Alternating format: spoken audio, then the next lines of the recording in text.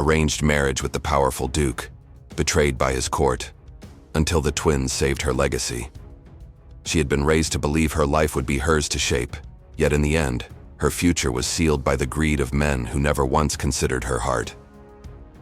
Celine, daughter of Count Aurelian, was given away in marriage to Duke Alaric Ravenshade, a man whispered about in every corner of the kingdom.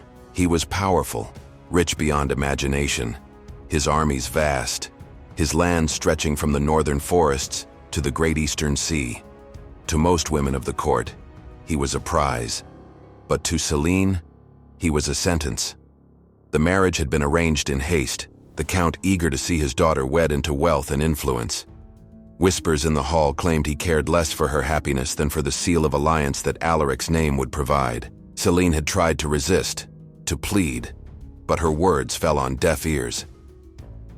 Within a month of the proposal, she stood at the altar, her hands trembling beneath the weight of a crown, her vows stolen by duty. The Duke himself had not looked at her once during the ceremony. Clad in black and silver, his face carved in stone, he carried himself like a man attending not his wedding, but a funeral. His eyes, cold, unflinching, met hers only when required by ritual. In them she saw not indifference, but hatred. Only later did she understand why. Alaric Ravenshade's elder brother had died years ago, struck down during a rebellion that tore the kingdom apart. To this day, Alaric believed the uprising had been fueled by none other than Count Aurelian, Celine's father. Though the count had denied it, swearing loyalty to the crown, the rumors persisted. To Alaric, the blood of his enemy now flowed in the veins of the woman forced upon him. Their union was not peace. It was a chain of vengeance. From the moment Celine entered Ravenshade Keep, she was made to feel the weight of that hatred. The keep itself was vast, its towers scraping the sky, its banners heavy with the mark of the raven. Yet no warmth greeted her within its walls. Servants bowed with stiff courtesy, but their eyes held suspicion. Nobles whispered as she passed, their words dripping with venom.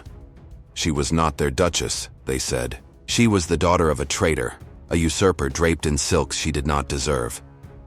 At the high table, her seat remained cold. Alaric rarely spoke to her, his words clipped and formal. When he did, it was only to remind her of duty. She was to manage the household in appearances, to smile in public, to bear heirs when the time came. Nothing more. His heart, he made clear, had no space for her.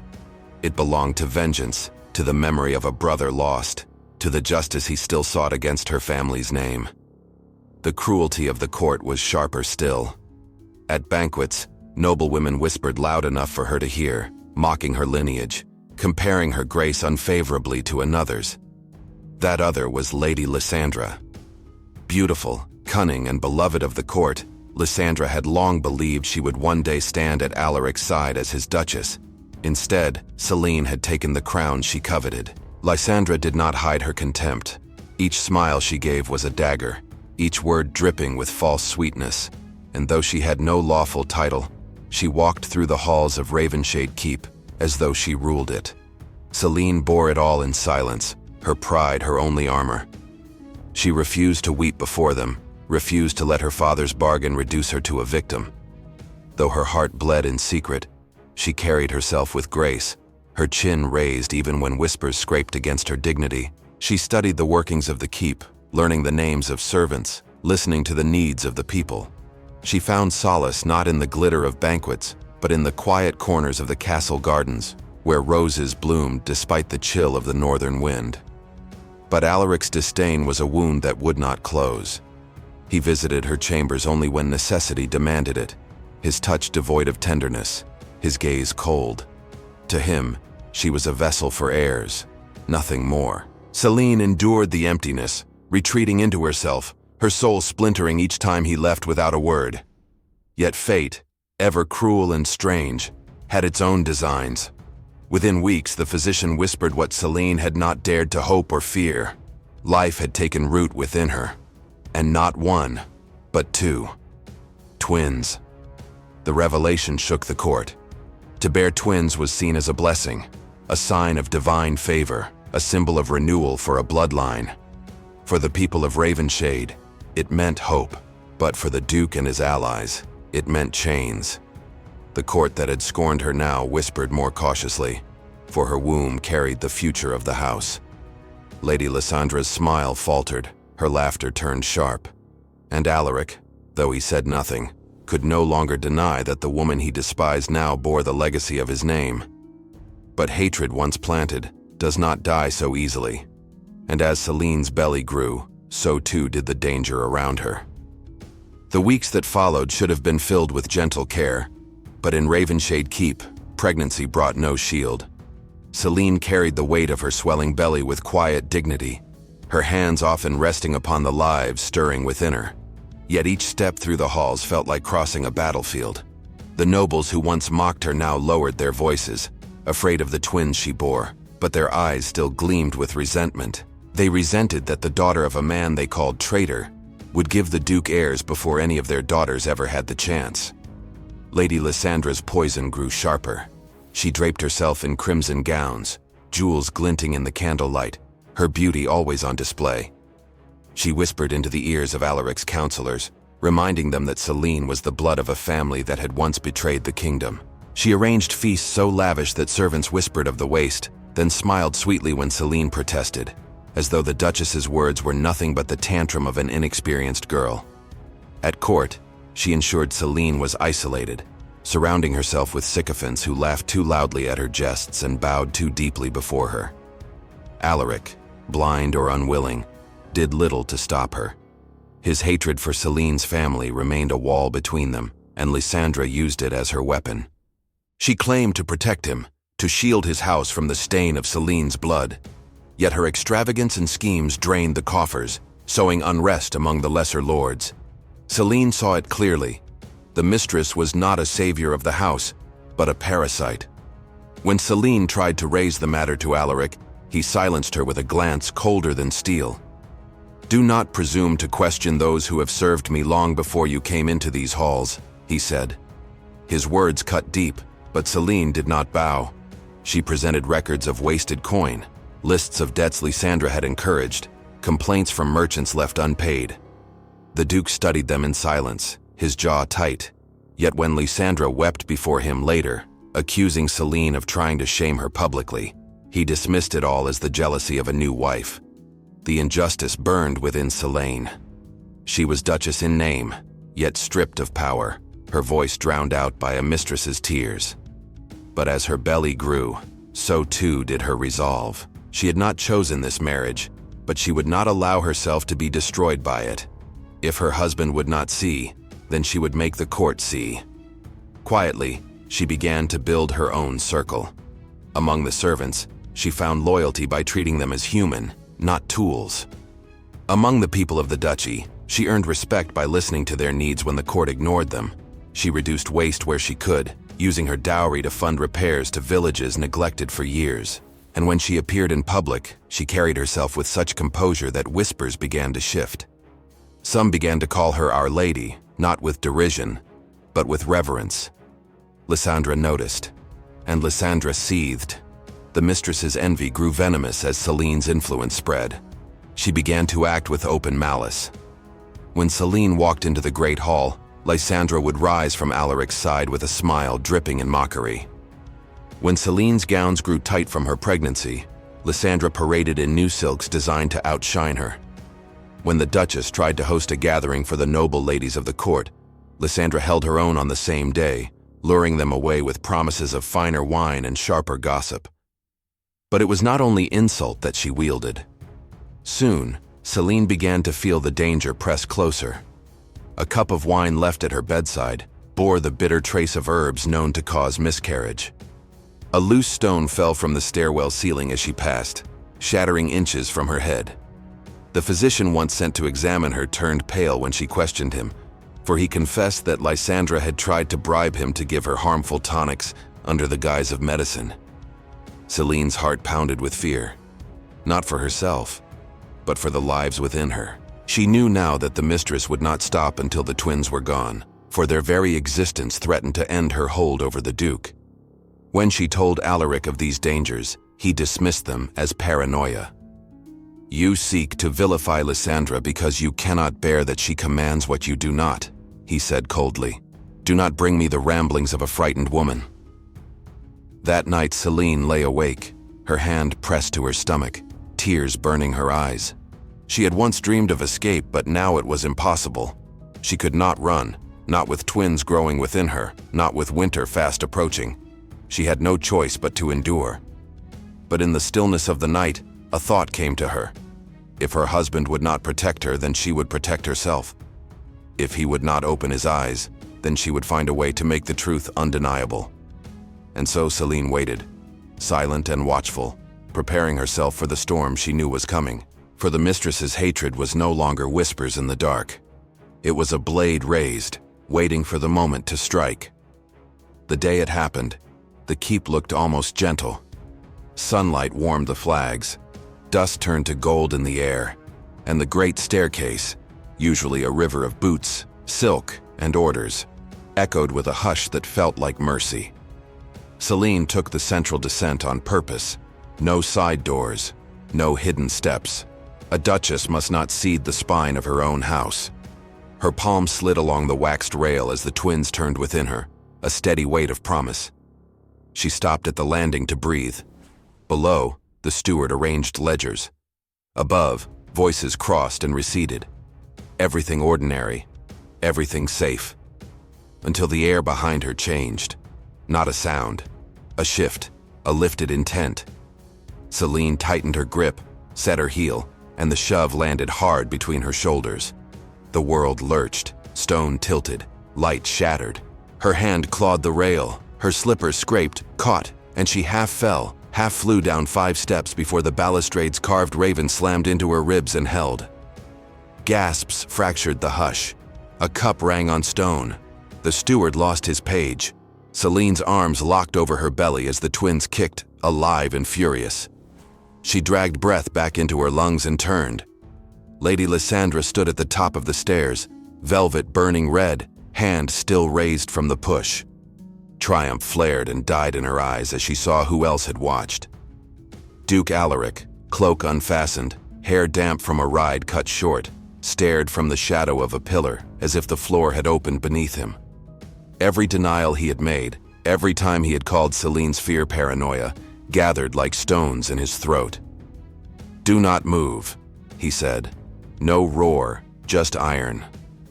Lysandra tried to lower her hand into nonchalance, words already formed, a stumble, a slick tread, a reach to save. They withered under his gaze. Guards closed from both ends of the gallery with efficient quiet. Selene, still braced against the rail, found her feet with the physician's help and spoke first, calm as winter. "Now you see." Alaric descended 2 steps and stopped, as if one more without permission might injure more than the fall. "Are you hurt?" he asked, not a courtesy, but a command to the truth. "My wrist," Selene said, flexing it. Pain sparked cleanly. "The children are moving." The physician nodded, brisk and relieved. Shock, strain, nothing broken. "Captain," Alaric said, eyes never leaving Lysandra. "Arrest Lady Lysandra. Bread and water. No visitors. She will answer for attempted murder of the Duchess and heirs." The hall exhaled a long, thin breath, the sound of a spell breaking. Lysandra fought, then shrieked, then spat poison dressed as prophecy. "You think heirs will cleanse her blood? You bind yourself to a traitor's line." The guards steadied her as her finery looked suddenly like costume. Alaric did not look up. He turned to Selene, and something had cracked in his face where hatred once lived. "I failed you," he said. The words rang in the stairwell. Confession, not plea. "Guard at your door, my seal or your word, and no other enters." He offered his hand, not to claim, but to steady, and waited. Selene gave him her wrist. Not forgiveness, an arm to cross the last steps. In her chambers, the physician fussed. The maid lit a new lamp. The twins rolled under palm and linen. Alaric stood just inside the threshold, a soldier held at the border of his own war. "You saw," she said. "I saw," he answered. "I will act." He did. In hours, the keep's rhythms changed. Doors that had been opened to Lysandra's allies tightened. Accounts she had emptied were frozen. A quiet inquiry began, not shouted decrees, but interviews under oath, ledgers opened, servants questioned without threat. Worn corridors felt the difference. So did Celine, whose breath came easier in rooms that no longer smelled of a rival's perfume. Yet the wound between them required more than a single order.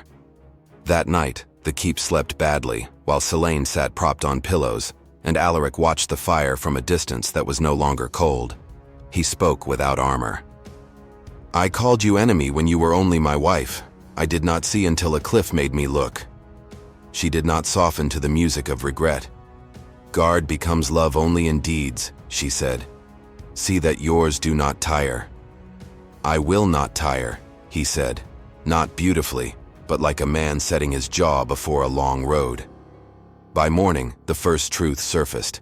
A bribe placed in a physician's palm, herb sellers who remembered orders for bitter roots, a footman who had, under pressure, loosened a staircase hinge for coin and favor. Their threads wove back to Lysandra's door. But another braid of lies ran deeper than hers, older than Celine's wedding band. It pulsed in the walls whenever Alaric's eyes slid away from her father's name. It lay under dust in the library, wrapped in cloth and arrogance. Celine felt it like a splinter. Vindication, or a fresh blade, waited in the stacks, and the twins grew, heavy as prophecy, steady as drums. Snow came early to Ravenshade that year, muting hooves and swallowing sound. In the library's northern aisle, where lamps burned low and histories slept, Celine found the first ledger that did not want to be found. The private account of the Crown's Eastern levy in the year Alaric's brother died. Margins notated by a meticulous hand, names crossed and recrossed. She read until letters blurred. Count Aurelian's signature appeared, but not where rumor had placed it. No pledge to rebels, no purse open to treason. Instead, requisitions for grain to loyal garrisons. A courier's deposition naming the true sponsor of the uprising, Lord Valmont of Greymere, a neighbor to both houses who had fattened on war and sold stories like grain. A second book hidden behind a false back corroborated the first. Witnesses dead now, but not before they wrote. Footsteps at the threshold. Alaric, breathing the particular quiet of a man who no longer trusts the ground beneath his feet. He did not speak until she turned the open folio, ink glistening like old wounds. "You found it," he said softly. "You doubted it," she answered. "I did," he said.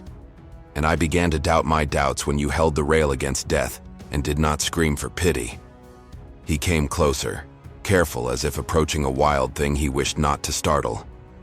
"I have been a soldier long enough to know when a position cannot be held. My hatred," he swallowed, "was indefensible." Celine wanted her anger to flare and scorch him. Instead, it moved through her like a tide going out, leaving salt and wreckage. "Truth does not unmake what hatred built," she said, "but it gives us stone to build on." He nodded once, as if accepting instructions on a field he did not command. "Valmont will answer," he said. Valmont did not come quietly. Men like him never do. Summoned to Ravenshade, he arrived in sable and offense, smirking at the rumor of twins and at a Duchess with ink on her fingers. He faced Alaric in the Great Hall and tried to brazen through with charm that had once bought him towns. "Dead men cannot contradict creative records," he said, glancing at Celine as if she were a clerk. "Nor can they protect you from a living Duchess," Alaric replied, and the hall felt two powers align for the first time. The documents spoke without drama. So did a steward who had kept a copy against fear of fire, and an aging rider who remembered the weight of Valmont's purse. When pretense failed, Valmont reached for insult. "You wed a traitor's daughter and let her rummage through your house like a servant," he sneered. Celine did not permit Alaric to answer for her. "Your lies killed a brother and caged a bride," she said, voice steady. "They will not rear my children." The court, hungry for spectacle, went quiet because justice is more interesting than gossip when it finally enters a room. The judgment fell like winter timber. Lands stripped, titles revoked, confinement pending the Crown's hearing.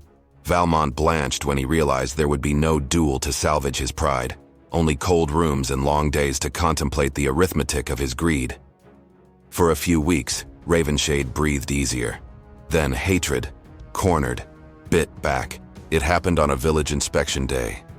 Selene insisted on going. The midwife protested. Alaric compromised by doubling the escort and keeping the route short. The road hairpinned along a gorge where pines marched down to a river's white noise. Snowmelt slicked the path. The twins rode like ballast and blessing in Selene's body. The ambush was clumsy but close. A quarrel snapped from the trees, whined past Selene's shoulder, and struck the carriage post. A second bolt came true. Alaric saw it in the bright space between heartbeats and moved. He threw himself across the carriage step, shoulder slamming Selene inward, back presented to the bolt. It hit and bit, a wet crack under leather. He grunted, held, then dragged the door shut, while the guard's horn sounded and steel and pine collided in the ravine. Alaric! Selene's hands were already at his cloak, warmth flooding his tunic where it should not. Lay down. Stay down, he said through teeth. Do not open the... Another bolt struck wood. The horses shrieked. He closed his eyes against the old rise of battle, rage, clarity, the thirst to break what threatens what is yours, and opened them to find only her, pale and furious and steady. The fighting cleared in minutes that felt like miles. 3 attackers dead, 1 limping and trapped in a snare, already babbling about coin taken from a friend at court. The surgeon cursed in 3 languages while cutting the bolt head free. Alaric breathed like a man in winter, slow, careful, determined not to steam into the cold and vanish. Later, in warmth and clean bandage, he found Selene's hand on his hair. Not tenderness for show, the honest touch given to a man who had stepped between her and a dark piece of the world. He whispered hoarse as if speaking into her pulse. I would take 12 bolts. I would take them before you even see them. She could not stop the truth from crossing her lips. I know. The confession, her first, was not forgiveness. It was the naming of a fact nobody could any longer deny. They had moved from enemies at arm's length to 2 people bound by something earned in blood and chosen in waking. Back at the keep, the captured archer spilled all. He had been paid by a chamberlain once loyal to Lysandra, who had been promised coin from funds stashed before her fall, and by a lesser lord, terrified that twins would cut him from inheritance lines he had hoped to manipulate. Envy and cowardice, as ever, had made an alliance.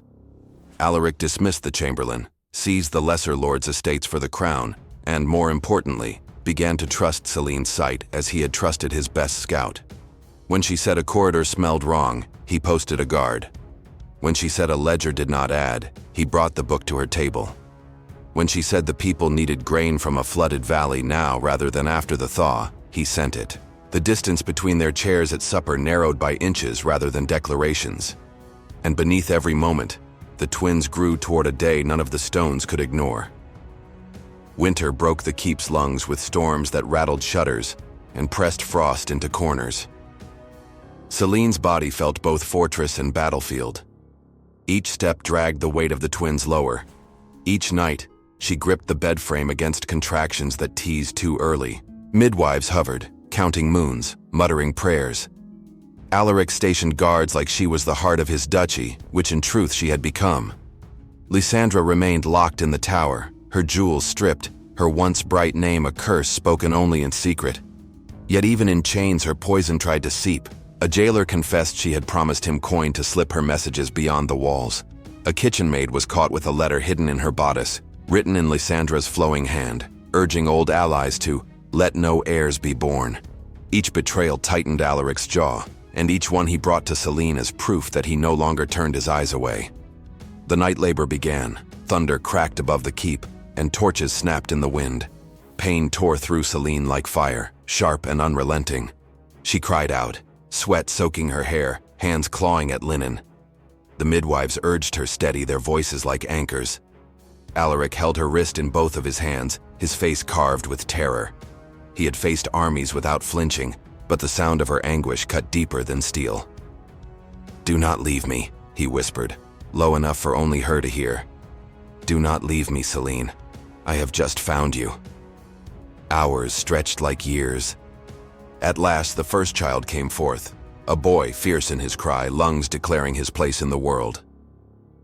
He was laid against Celine's chest, warm and alive. Tears blurred her vision, but there was no pause, for another storm built inside her. The second child followed soon after, a girl, eyes wide, her cry softer but steady, as though she had carried her mother's quiet strength into the world. The room shifted from terror to awe. "Twins!" the midwife declared, holding them both high, and the chamber erupted in reverence.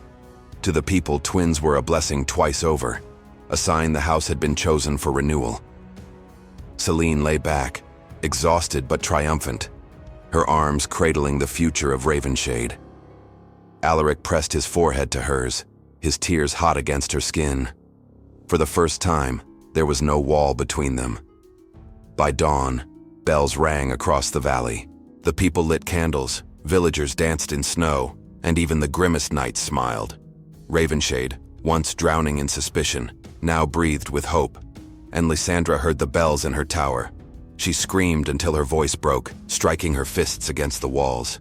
Her reign, her illusions, her imagined crown, all undone by two children whose cries carried further than her schemes ever had.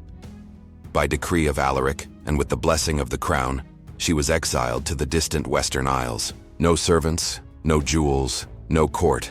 Forgotten, left to fade in a land where her name meant nothing. For a woman who had lived only to be seen, obscurity was the cruelest fate. Spring came late, but when it arrived, it carried blossoms like banners and rivers swollen with melt. Ravenshade Keep transformed. Gone were the whispers of treachery, replaced by songs of renewal. Villagers carried gifts of bread and cloth for the twins. Nobles bowed deeper than before, some out of reverence, others out of fear of the Duke who now stood united with his Duchess. Celine, once mocked as a pawn, became the true heart of the duchy. She oversaw charities, rebuilt villages scarred by war, and ensured grain flowed where it had long been denied. Mothers of the valley taught their daughters her name with pride. She had endured betrayal, humiliation, and danger, yet risen unbroken. Alaric too changed, his arrogance tempered into humility, his vengeance burned away in the fire of near loss. He no longer ruled from cold height but walked among his people with their Duchess at his side, carrying his son in one arm, while Celine held their daughter. In them, the people saw not just heirs but a promise that Ravenshade had turned from shadows to light. One morning, as dawn painted the valley gold, Celine stood on the high balcony with the twins nestled in her arms. Alaric stood beside her, no longer a man bound by hatred but by devotion. Below, the square filled with villagers, banners waving, voices rising in a chorus that carried into the hills. Celine looked at her children, then at the man who had once despised her, and felt a peace she had never thought possible. The story had begun as chains, as punishment, as cruelty. But it had become something else, something stronger. The Duchess, once betrayed, now held a legacy no one could tarnish. The Duke, once blinded by vengeance, had found redemption in her strength, and the twins, born under storm and pain, had indeed saved everything. The House of Ravenshade was reborn.